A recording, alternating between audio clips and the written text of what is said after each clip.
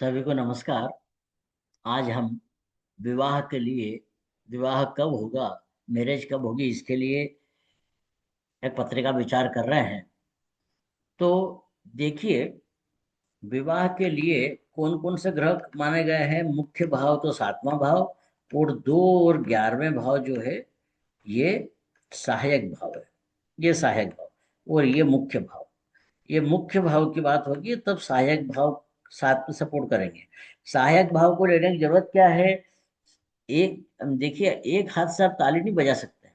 जब तक 2 व्यक्ति हमको नहीं मिलेंगे या 2 हाथ नहीं मिलेंगे तब तक ताली नहीं बजेगी। इसलिए इनके साथ में ये अकेला चना बाहर नहीं फोड़ सकता वाली बात है।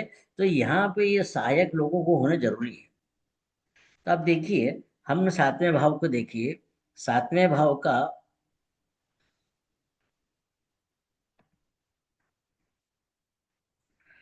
7वें भाव का कौन है। 7वें भाव का है राहु। ठीक है। और दूसरे भाव का है गुरु। 11वें भाव का है मंगल। इनके सूचक बना लें हम, तभी काम हो जाएगा। क्योंकि हमारा नियम है कि सूचक बनाना क्यों पड़ता है, बताइए मैडम। सूचक क्यों बनाना पड़ता है। सूचक हमको ताकि वो इसलिए बनाना पड़ते हैं कि वे कार्यकर्ता है। सूचक जितने अधिक सूचक रहेंगे उतना हमारा काम सरल हो जाएगा। वैसे ही यदि हमारे घर कोई फंक्शन है तो वहां पे जितने अधिक कार्यकर्ता होंगे वहां काम जल्दी निपट जाएगा। तो ये सूचक हमारे कार्यकर्ता है, किसी भाव को, किसी घटना को घटित करने के लिए कार्य करता है। तो हमने 7 2 11 के हमको सूचक बनाना है। सूचक मीन्स कार्यस बनाना है। तो 7 का हमारा सबलाड है राहु, 2 का है गुरु, और 11 का है मंगल। ठीक है। अब इनके देखिए, पहले गुरु का निकालिए। गुरु यहाँ पर कहीं पर नहीं है। गुरु को यहाँ देखिए, यहाँ पर ये मंगल को बता रहा है। ये यहाँ पे देखिए शनि को बता रहा है। ठीक है। ये दो, एक यहाँ गुरु यहाँ पे सब लाड दिख रहा है, तो मतलब ये गुरु यहाँ पे आ गया। तो इसमें कौन कौन सूचक बन गए हैं। इसके हमारे सूचक बन गए मंगल, मंगल, जुपिटर और सेटन। ये हमारे 3 सूचक बन गए। अब राहु को देखिए। राहु में, राहु की बात कीजिए। राहु में क्या है, राहु कहाँ कहाँ का है। राहु यहाँ पर है। यहाँ मतलब कि चंद्रमा हो गया। राहु कहाँ दिखाई दे, यहाँ राहु यहाँ दिखाई दे रहा, मतलब बुध हो गया। राहु यहाँ पे दिखाई दे रहा है, मतलब केतु हो गया। अब यहाँ पे राहु को देखिए, राहु यहाँ पे कहीं नहीं दिख रहा है। तो इसके सप्तम भाव के सूचक कौन कौन बन गए हैं। सप्तम भाव के सूचक बन गए मून, मरकरी, मून, मरकरी और केतु। ये बन गया। अब मंगल की बात करें। मंगल को देखिए, मंगल के सूचक कौन कौन है। तो मंगल के सूचक यहाँ पे कोई नहीं है। यहाँ पर भी, यहाँ पे ये है मंगल का सूचक, ये वाला। ये मतलब कि शुक्र है ना, शुक्र ये आ गया। मंगल अकेला है, तो यहाँ पे हम लिखेंगे सिर्फ अकेला। ये बन गया है विनस। ठीक है। अब देखिए, ये सूचकों की विशेषता, क्या विशेषता है। सूचकों की विशेषता ये है कि अब इस अब ये गुरु का अब कोई मतलब नहीं है। अब इस गुरु का अब कोई मतलब नहीं, क्योंकि इसके सूचक बन गया मंगल, गुरु, शनि। ये गुरु अलग मैटर हो गया, ये गुरु अलग मैटर हो गया, पर तो इस गुरु का कोई मतलब नहीं है। वैसे ही यहाँ राहु को देखिए।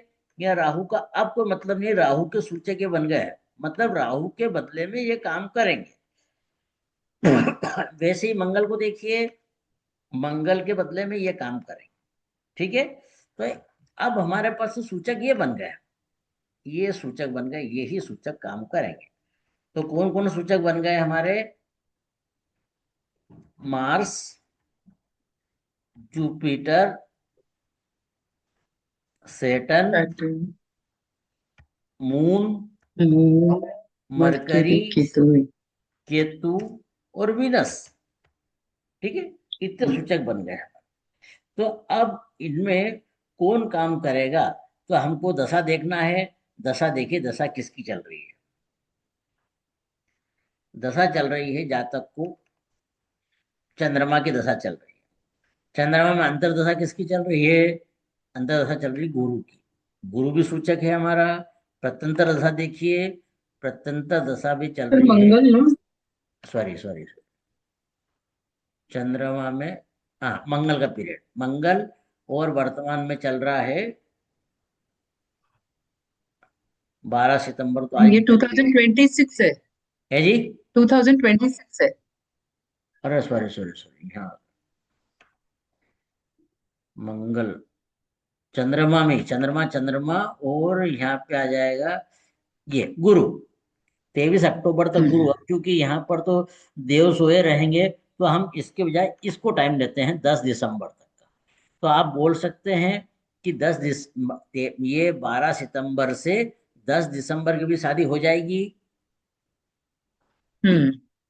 क्योंकि देखिए, हमारा ये यहाँ पे चंद्रमा है, चंद्रमा हमारा सूचक है, और जो गुरु भी सूचक है, ये गुरु भी सूचक है, और शनि भी सूचक है।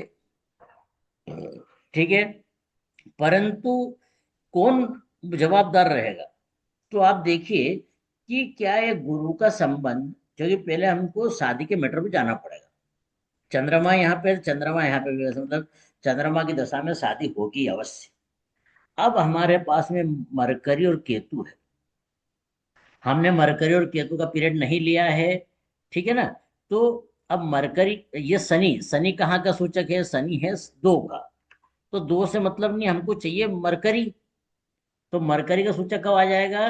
10 दिसंबर से 22 जनवरी के बीच में आ बाईस जाएगा। जनवरी ठीक है ना भाई, क्योंकि हमको ये सप्तम भाव को पेड़ लाना पड़ेगा। अब गुरु, जो गुरु गुरु में चल रहा है, तो यहाँ को कोई रिपीट नहीं कर रहा है। शनि शनि में चल रहा है, यहाँ रिपीट नहीं कर रहा है। तो हमको मरकरी लेना पड़ेगा, मरकरी यहाँ पे। अब उस समय पर, मतलब 10 दिसंबर 2025 से 22 जनवरी 2026 के बीच में हमको ये देखना है कि उस टाइम मरकरी कहाँ पे रहेगा। ठीक है ना। तो अब मरकरी के देखिए पोजीशन, कब से कब तक का पीरियड है हमारे पास में?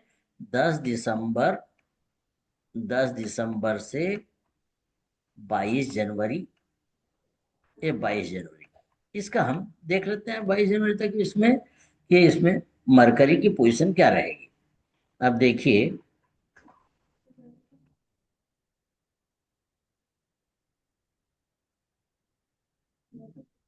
ये 10 दिसंबर, 10 दिसंबर को देखिए। 10 दिसंबर, 10 दिसंबर को मरकरी की पोजीशन देखिए, मरकरी गुरु के स्टार में है।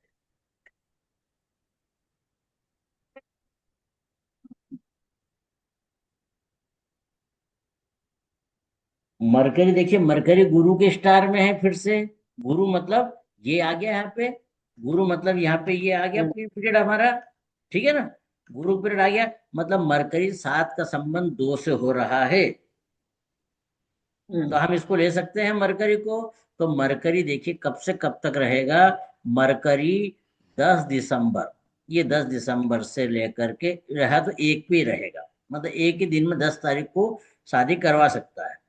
अब यदि हमने वहां छोड़ के, अब यदि मरकरी को शनि में देखते हैं, शनि की पोजीशन देखिए। शनि ऑलरेडी चल रहा है गुरु में।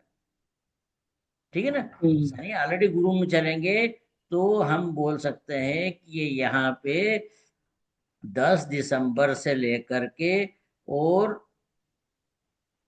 20 20 दिसंबर तक इसके बहुत अच्छे योग हैं। 10 दिसंबर से 20 दिसंबर तक अच्छे योग हैं। अब इस 10 दिसंबर से 20 दिसंबर के बीच में चंद्रमा की पोजीशन देख लीजिए। चंद्रमा, क्योंकि चंद्रमा में दशा स्वामी है, तो 10 दिसंबर को चंद्रमा बुध में है। बुध को देखिए, बुध गुरु में है। तो आप बोलिए कि 10 तारीख को, 10 दिसंबर को ही शादी हो जाएगी, क्योंकि चंद्रमा हम्म। उस दिन सपोर्ट कर रहा है।